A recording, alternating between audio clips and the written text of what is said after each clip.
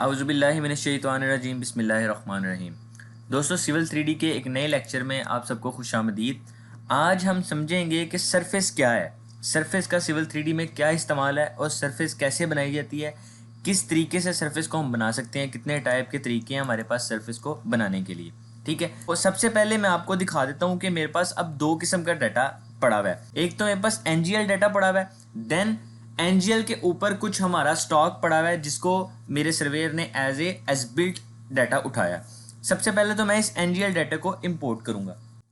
Points, point creation tool, import point, plus के icon में जाके डाटा फॉर सरफेस। सबसे पहले मैं इसको NGL को इंपोर्ट करूंगा। ठीक है, ऑटोडेस्क अपलोडेबल पॉइंट ग्रुप बना लेता हूँ। मैं कहता हूँ कि ये जो तमाम मेरे पॉइंट्स हैं ना, ये मेरा NGL का ग्रुप है। ओके ओके, अब ये जो पॉइंट्स है ना, ये NGL के पॉइंट्स मेरे पास इंपोर्ट हो गए। मैं ज़रा इसकी ये लेबलिंग बंद कर देता हूँ ताकि मुझे कंफ्यूज ना करें और इसकी ज़रा शक्ल वाजिया नज़र आए। ठीक है, इसको मैं ऑफ कर देता हूँ। दोस्तों, ये हैं वो NGL के पॉइंट।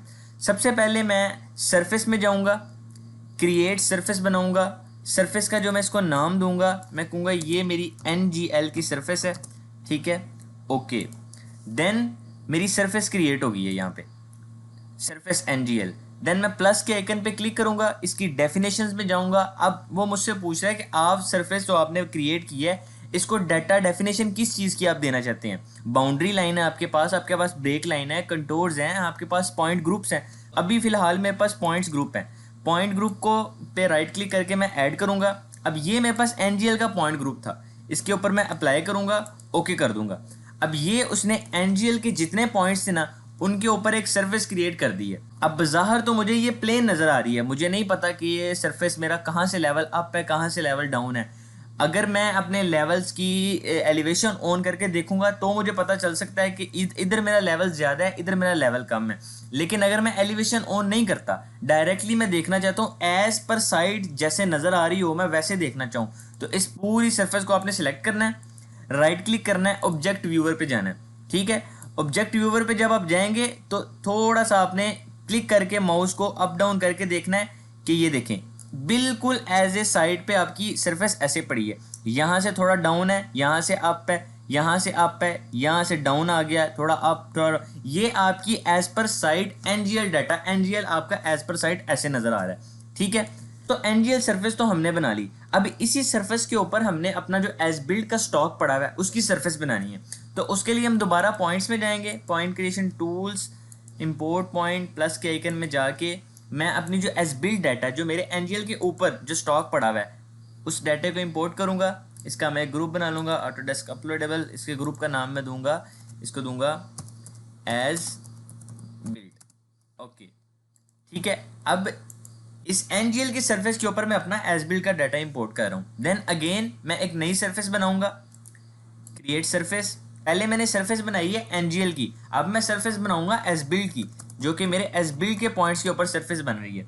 ओके, देन अब सरफेस मेरी बन गई, सरफेस एज बिल्ड, प्लस के आइकन पे क्लिक किया, डेफिनेशन प्लस। अब मेरे पास डाटा क्या है, मेरे पास डाटा है पॉइंट्स ग्रुप। पॉइंट्स ग्रुप पे जाके राइट क्लिक करना है, ऐड पॉइंट्स। इनके ऊपर मैंने एक अपनी दूसरी सरफेस बना लेनी है। दोस्तों, एक सरफेस मेरी NGL की थी और दूसरी सरफेस मैंने एज बिल्ड की सरफेस बना ली। ठीक है, अब मैं दोबारा इस सारी सरफेस को सिलेक्ट करके राइट क्लिक करके ऑब्जेक्ट व्यूअर में देखूंगा कि मेरे पास NGL की सरफेस और PGL की सरफेस किस शेप में नजर आ रही है। तो ये आप देख सकते हैं, ये जितनी नीचे वाली सरफेस है ये मेरा NGL है। ठीक है, और ये जो स्टॉक ऊपर पड़ा हुआ है ये वाला, ये स्टॉक मेरा एज बिल्ड स्टॉक पड़ा हुआ है। तो ये जो बॉटम है ना, ये बॉटम मेरा NGL है और टॉप मेरा एज बिल्ड है। अब हमने करना क्या है, अब हमने करना ये है कि जो बॉटम मेरी बॉटम सरफेस है और जो मेरी टॉप वाली सरफेस है, मैंने देखना है कि इन दोनों के दरमियान वॉल्यूम क्या है। इसको आप कट फिल भी कह लो, इसको आप फिल वॉल्यूम भी कह लो, कुछ भी आप कह सकते हो। सिंपली अगेन आपने सरफेस में जाना है, क्रिएट सरफेस जाना है। लास्ट टाइम हम जो सरफेस क्रिएट कर रहे हैं वो टिन सरफेस क्रिएट कर रहे हैं, लेकिन अब हमने जो सरफेस क्रिएट करनी है वो टिन वॉल्यूम सरफेस क्रिएट करनी है। इसका नाम हम देंगे, इसको हम देंगे वॉल्यूम। देन अब वो मुझसे पूछ रहा है कि वॉल्यूम सरफेसेस में आपकी बेस कौन सी है। ऑब्वियसली बात है, बेस मेरी NGL सरफेस है। ओके, देन वो कह रहा है जिस सरफेस के साथ आप अपनी बेस को कंपैरिजन करना चाहते हो वो कौन सी है, वो मेरी एज बिल्ड की सरफेस है। ओके, इन दोनों सरफेसों को मैंने कंपेयर करके एक सरफेस बना ली। अब मैं सरफेस के ऊपर किसी भी जगह पे क्लिक करता हूँ तो ऊपर, इसको मैं क्लोज कर देता हूँ, तो ऊपर ये जो विंडोज में मेरे पास ये एक ऑप्शन आ गया वॉल्यूम डैशबोर्ड।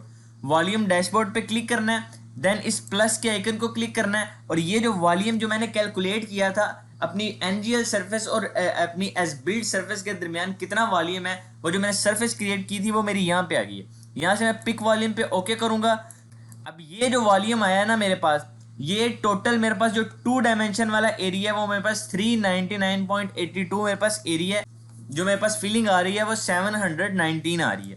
ये एक सिंपल ट्रिक थी, सिंपल तरीका था कि आप अपनी एनजीएल की सरफेस कैसे क्रिएट करते हैं। देन अगर आपकी एनजीएल की सरफेस के ऊपर एज बिल्ड कोई डाटा पड़ा हुआ है, आप उसको सैंड कह लें, आप उसको क्रश कह लें, आप उसको एस्फाल्ट कह लें, कुछ भी अगर आपका एनजीएल के ऊपर पड़ा हुआ है, दोनों सरफेसों को बना के आप कंपैरिजन सरफेस कैसे क्रिएट करते हैं। आज की वीडियो में हमने एनजीएल सरफेस बनाना सीखा है, एज बिल्ड सरफेस और इन दोनों की जो वॉल्यूम सरफेस कैसे बनाई है। ठीक है, मिलते हैं दोस्तों इंशाल्लाह नए लेक्चर में, तब तक के लिए अल्लाह हाफिज़।